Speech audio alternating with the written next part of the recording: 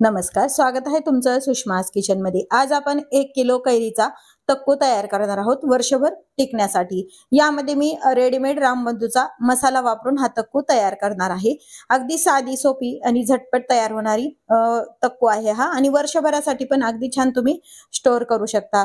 या पद्धतीने केलेला तक्कू कधीही खराब होणार नाही, यामध्ये मी बनवताना सांगितलेलं आहे। त्याकरता रेसिपी शेवटपर्यंत बघा। रेसिपीला लाईक करा, चॅनलला सबस्क्राइब करा, तसेच बेल नोटिफिकेशन पण ऑलवर प्रेस करा, म्हणजे तुम्हाला माझ्या प्रत्येक नवीन रेसिपीचं नोटिफिकेशन सर्वात आधी येईल। आता आपण वर्षभरासाठी साठवणीचा कैरीचा तक्कू कसा तयार करायचा ते पाहूया। नमस्कार, आज आपण कैरीचा तक्कू तयार करणार आहोत। अगदी प्रमाणबद्ध रेसिपी आहे। 1 किलो कैरीच्या प्रमाणात मी तुम्हाला तक्कू दाखवणार आहे, आणि हा तक्कू वर्ष ते 1.5 वर्ष अगदी छान टिकतो। फक्त यामध्ये मी सांगितलेल्या टिप तुम्ही पूर्ण लक्षात घ्या आणि त्या पद्धतीने हा कैरीचा तक्कू तयार करा। हा कैरीचा तक्कू बनवण्यासाठी इथे मी 1 किलो ही गावरान कैरी घेतली। तुम्ही तोतापुरी पण कैरी घेऊ शकता, पण मी शक्यतो सजेस्ट करेल की गावरानच कैरी वापरा, म्हणजे तक्कू अगदी चवीला पण छान होतो आणि टिकतो पण चांगला। मी तयार मसाला घालणार आहे रामबंधूचा, जो आपण लोणच्याला पण वापरतो तो मसाला आहे हा। एक पॅकेट घेतलंय, 100 ग्रॅमचं पॅकेट। 1 किलो कैरीला तुम्ही लोणचं करा किंवा मग तक्कू करा, त्यासाठी अगदी पुरेपूर होतं। तुम्ही रामबंधूचा मसाला वापरा, केपरीचा वापरा, किंवा मग कोणताही जरी वापरला तरी चालतो। हे कोणत्याही कंपनीचं प्रमोशन वगैरे नाही, हे माझं स्वतःचं एक मत आहे। एक पॅकेट मी हा लोणच्याचा मसाला घेतलेला आहे। आता हा जो मसाला आहे यामध्ये मागे पूर्ण माहिती दिलेली आहे त्यांनी, की यामध्ये काय काय तुम्ही वापरायचे। हा 100 ग्रॅम मसाला वापरून ते वाचून तुम्ही करू शकता, पण यापेक्षा मी यामध्ये 200 ग्रॅम तेल दिलंय, पण तेल मी कमी वापरते यामध्ये, कारण 200 ग्रॅमचं तेल वापरलं तर एखाद्या वेळेस ह्या लोणच्याला तेलकट वास पण लागू शकतो, असं हे माझं मत आहे। म्हणून मी फक्त 100 ग्रॅम तेल घेतलेलं आहे। 100 ग्रॅमच मीठ घेतले, त्यामध्ये 100 ग्रॅमच मीठ दिलेलं आहे। 100 ग्रॅम मीठ घ्यायचं असेल तर ह्या चमच्यानी 10 चमचे मीठ बरोबर हे 100 ग्रॅम होतं, किंवा मग छोटी जी वाटी असते ते बरोबर होतं। चमच्याचं प्रमाण हेच आहे, जर सर्व जे साहित्य आहे ते। 1 चमचाभर हा हिंग घेतलेला आहे, त्यात पण आहे, पण हा आपण तडक्यासाठी घेतलेला आहे। 2 चमचे मी हळद घेतली। हळद हे प्रिझर्वेटिव्हचं काम करतं, त्यामुळे हळद टाकल्यानंतर तक्कू छान टिकतो। 4 चमचे काश्मीरी लाल मिरचीचं तिखट घेतलं, यामध्ये पण पूर्ण आहे, पण हे तुमचं एक्स्ट्राचा मसाला तुम्हाला वापरायचा असेल तर वापरू शकता। 1 चमचाभर हे मेथी दाणे घेतलेले आहेत। 1 चमचाभर मोहरी आहे, आणि 3 चमचे ही मोठी साखर घेतली। साखरेच्या ऐवजी तुम्ही गुळ पण घेऊ शकता।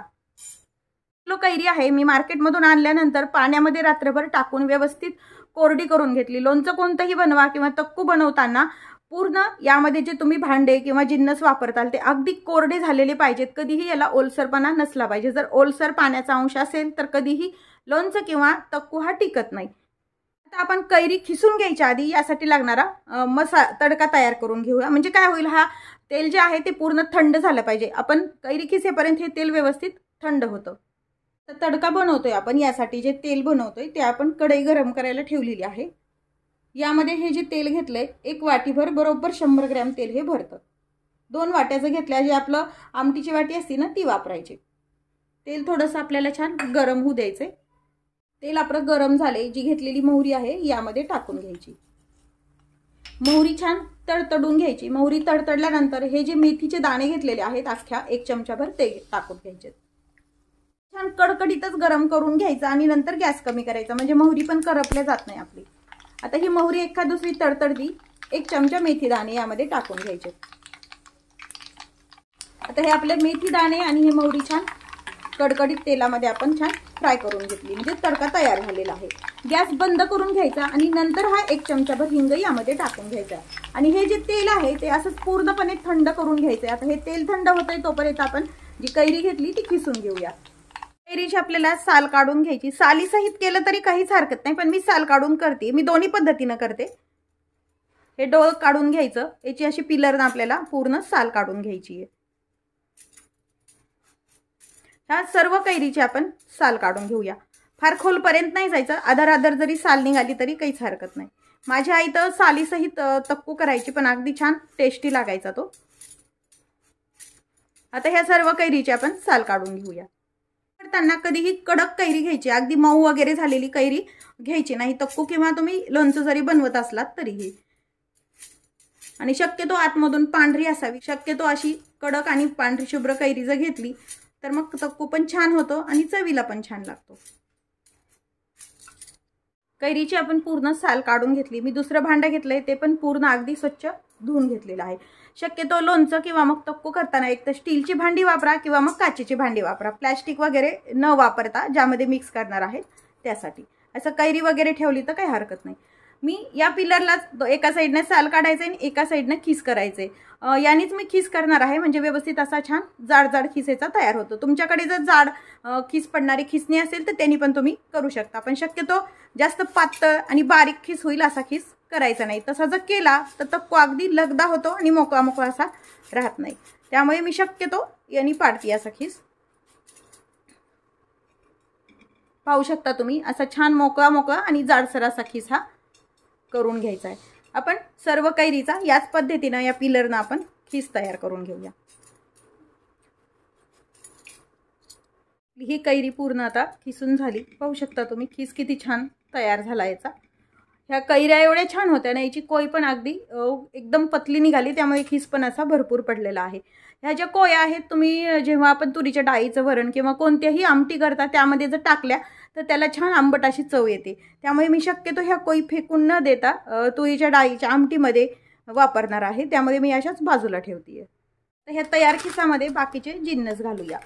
हे मी आधी रामबंधूचा जो मसाला आहे कट करून यामध्ये टाकून घेतलीये। यामध्ये मोहरीची डाळ वगैरे सगळंच असल्यामुळे वेगळी डाळ वगैरे काही वापरायची गरज नाही। मीठ आपलं आहे ते 100 ग्रॅम,